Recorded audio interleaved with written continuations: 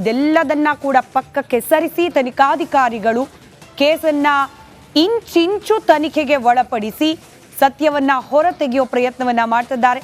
Overall ಏನೆಲ್ಲ ಆಗ್ತಾ ಇದೆ, ನೇಹಾ ಹತ್ಯೆ ಪ್ರಕರಣದಲ್ಲಿ ಆ ಕುರಿತಾದ ಒಂದು ವರದಿ ಇದೆ, ಗಮನಿಸಿ.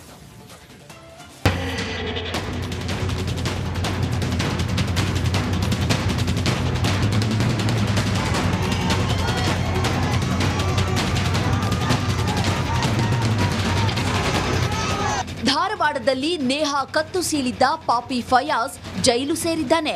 ಅದಾಗಲೇ ಪ್ರಕರಣವನ್ನ ಟೇಕ್ ಓವರ್ ಮಾಡಿರೋ ಸಿಐಡಿ ತಂಡ ವಾಣಿಜ್ಯ ನಗರಿಯಲ್ಲಿ ಮೊಕ್ಕಾಂ ಹೂಡಿದೆ. ಬಿವಿಬಿ ಕಾಲೇಜಿಗೆ ಆರೋಪಿಯನ್ನ ಕರೆತಂದು ಸ್ಥಳ ಮಹಜರು ಸಹ ಮಾಡಿದೆ. ಈ ನಡುವೆ ಖಾಕಿ ಬಂಧನದಲ್ಲಿರೋ ಫಯಾಜ್ ಕೊಲೆ ಹಿಂದಿನ ಕಸರತ್ತಿನ ಬಗ್ಗೆ ಬಾಯ್ಬಿಟ್ಟಿದ್ದಾನೆ.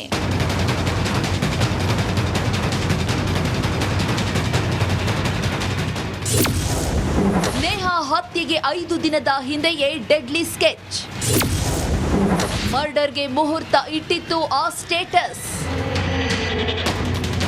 ಹೌದು, ಪ್ರೀತ್ಸೆ ಅಂತ ನೇಹಾ ಹಿಂದೆ ಬಿದ್ದಿದ್ದ ಫಯಾಜ್ ಪ್ರೇಮ ಫಲಿಸದ ಕಿಚ್ಚಿಗೆ ಮಾನವೀಯತೆಯನ್ನೇ ಮರೆತಿದ್ದ. ನೇಹಾಳ ಕಥೆಯನ್ನ ಮುಗಿಸಲೇಬೇಕು ಅಂತ ಪಣ ತೊಟ್ಟಿದ್ದ ಮನುಷ್ಯ ರೂಪದ ಮೃಗ ಕಾಲೇಜು ಆವರಣದಲ್ಲೇ 2 ಗಂಟೆ ಕಾದು ಕುಳಿತಿದ್ದಂತೆ.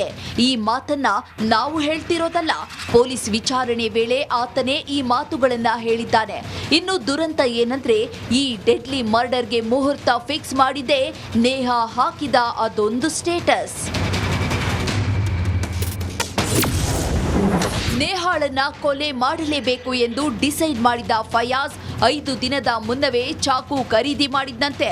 ಬ್ಯಾಗ್ನಲ್ಲಿ ಚಾಕು ಇಟ್ಕೊಂಡು ಬಿವಿಬಿ ಕಾಲೇಜ್ನ ಕ್ಯಾಂಪಸ್ನಲ್ಲೇ ನೇಹಾಗಾಗಿ ಹುಡುಕಾಟ ಮಾಡಿದ್ದ.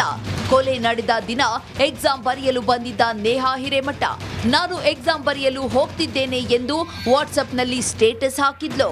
ಮೊಬೈಲ್ನಲ್ಲಿ ನೇಹಾ ಸ್ಟೇಟಸ್ ನೋಡಿದ ಫಯಾಜ್ ಮುನವಳ್ಳಿಯಿಂದ ಧಾರವಾಡಕ್ಕೆ ಗೆಳೆಯರ ಬೈಕ್ನಲ್ಲಿ ಬಂದಿದ್ದ. ನೇರವಾಗಿ ಕಾಲೇಜಿನ ಕ್ಯಾಂಪಸ್ಗೆ ನುಗ್ಗಿ ಕೊಲೆ ಮಾಡಿದ್ದ.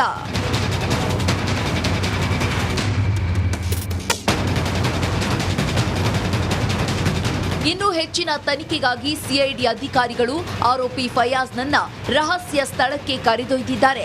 ಸಿಐಡಿ ಅಧಿಕಾರಿಗಳು ಫಯಾಜ್ನಿಂದ ಇಂಚಿಂಚು ಮಾಹಿತಿಯನ್ನ ಪ್ರತ್ಯಕ್ಷವಾಗಿ ದಾಖಲು ಮಾಡಿಕೊಳ್ತಿದ್ದಾರೆ.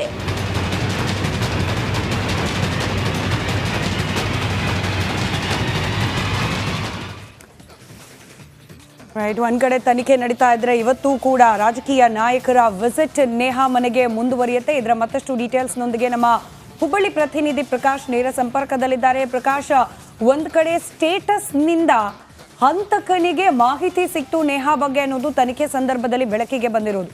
ತನಿಖೆ ಸದ್ಯಕ್ಕೆ ಯಾವ ಪ್ರಗತಿಯಲ್ಲಿದೆ, ಏನೆಲ್ಲ ಮಾಹಿತಿ ಅದ್ರ ಬಗ್ಗೆ ಸಿಗ್ತಿದೆ, ಜೊತೆಗೆ ಇವತ್ತು ಖುದ್ದು ಮುಖ್ಯಮಂತ್ರಿ ಸಿದ್ದರಾಮಯ್ಯ ನೇಹಾ ಅವರ ನಿವಾಸಕ್ಕೆ ಹೋಗ್ತಾರೆ ಅನ್ನೋ ಮಾಹಿತಿ ಕೂಡ ಇದೆ. ಎಷ್ಟೊತ್ತಿಗೆ ಹೋಗ್ತಾರೆ, ಕನ್ಫರ್ಮ್ ಆಗಿದೆಯಾ ವಿಸಿಟ್, ಇದರ ಡೀಟೇಲ್ಸ್ ಎಲ್ಲ ಹಂಚ್ಕೊಳ್ತಾ ಹೋಗೋದಾದ್ರೆ? ಎಸ್ ಸ್ಮಿತಾ, ಇಡೀ ದೇಶದಾದ್ಯಂತ ಸಾಕಷ್ಟು ಆಕ್ರೋಶಕ್ಕೆ ಕಾರಣವಾಗಿರುವಂತಹ ನೇಹಾ ಹತ್ಯೆ ಪ್ರಕರಣವನ್ನು ಈಗಾಗಲೇ ರಾಜ್ಯ ಸರ್ಕಾರ ಸಿಐಡಿಗೆ ಹಸ್ತಾಂತರ ಮಾಡಿದೆ.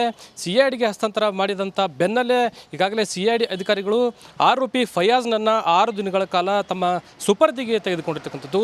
ಇನ್ನು ನಿನ್ನೆಯಷ್ಟೇ ಏನು ಫಯಾಜ್ನನ್ನು ಸುಪರ್ದಿಗೆ ತೆಗೆದುಕೊಂಡಿರೋಂಥ ಬೆನ್ನಲ್ಲೇ ಕೊಲೆ ನಡೆದಂಥ ಕ್ರೈಮ್ ಸ್ಪಾಟ್ಗೆ ಫಯಾಜ್ನನ್ನು ಕರೆದುಕೊಂಡು ಸಿಐಡಿ ಅಧಿಕಾರಿಗಳು ಅಂದರೆ BUB ಕಾಲೇಜ್ಗೆ ಏನು ಕರೆದುಕೊಂಡು ಬಂದಿದ್ರು. ಅಲ್ಲಿ ಕೆಲವೊಂದಿಷ್ಟು ಕಾಲ ಅಂದರೆ 3-4 ಗಂಟೆಗಳ ಕಾಲ ಮಹಜರನ್ನು ಮಾಡುವ ಮೂಲಕ ಕ್ರೈಮ್ಗೆ ಅಂದರೆ ಈ ಒಂದು ಹತ್ಯೆಯನ್ನು ಮಾಡುವಂಥ ಹಿನ್ನೆಲೆಯಲ್ಲಿ ಫಯಾಜ್ ಯಾವೆಲ್ಲ ರೀತಿ ತಯಾರಿಯನ್ನು ಮಾಡ್ಕೊಂಡಿದ್ದ, ಯಾವೆಲ್ಲ ಮಾಸ್ಟರ್ ಪ್ಲಾನನ್ನು ಮಾಡ್ಕೊಂಡಿದ್ದ ಅಂತಕ್ಕಂಥದ್ರ ಕುರಿತು ಸಾಕಷ್ಟು ಮಹಜರನ್ನು ಮಾಡುವ ಮೂಲಕ ಅವನಿಂದ ಸಾಕಷ್ಟು ಮಾಹಿತಿಗಳನ್ನು ಪಡೆದುಕೊಂಡಿರ್ತಕ್ಕಂಥದ್ದು. ಪ್ರತಿಯೊಂದು ಹಂತದಲ್ಲೂ ಫಯಾಜ್ ತಾನು ಯಾವ ರೀತಿ ಈ ಕೊಲೆಗೆ ಸ್ಕೆಚನ್ನು ಹಾಕಿದ್ದ, ಯಾವ ರೀತಿ ತಯಾರಿಯನ್ನು ಮಾಡಿಕೊಂಡಿದ್ದ ಅಂತಕ್ಕಂಥದ್ರ ಬಗ್ಗೆ ಸಿಐಡಿ ಅಧಿಕಾರಿಗಳ ತನಿಖೆ ವೇಳೆ ಬಾಯಿ ಬಿಡ್ತಾ ಇರತಕ್ಕಂಥದ್ದು. ಈ ಹಿನ್ನೆಲೆಯಲ್ಲಿ ನಿನ್ನೆಯಿಂದ ಸಾಕಷ್ಟು ಸಿಐಡಿ ಅಧಿಕಾರಿಗಳ ತಂಡ ಫಯಾಜ್ನನ್ನು ವಿವಿಧ ಆಯಾಮಗಳಲ್ಲಿ ತನಿಖೆಯನ್ನು ಮಾಡೋದ್ರ ಜೊತೆಗೆ ಕೊಲೆಯ ಹಿಂದಿನ ರಹಸ್ಯವನ್ನು ತಿಳಿದುಕೊಳ್ಳುವಂಥ ಒಂದು ಪ್ರಯತ್ನಕ್ಕೆ ಮುಂದಾಗಿದ್ದಾರೆ. ಜೊತೆಗೆ ತಾವು ಈಗಾಗಲೇ ಗಮನಿಸಿರ್ಬೋದು, ಈ ಒಂದು ಹತ್ಯೆ ಪ್ರಕರಣಕ್ಕೆ ಸಾಕಷ್ಟು ರಾಜ್ಯಾದ್ಯಂತ ಅಷ್ಟೇ ಅಲ್ಲದೆ ಇಡೀ ದೇಶದಾದ್ಯಂತ ಸಾಕಷ್ಟು ಆಕ್ರೋಶ ಮನೆ ಮಾಡಿತ್ತು.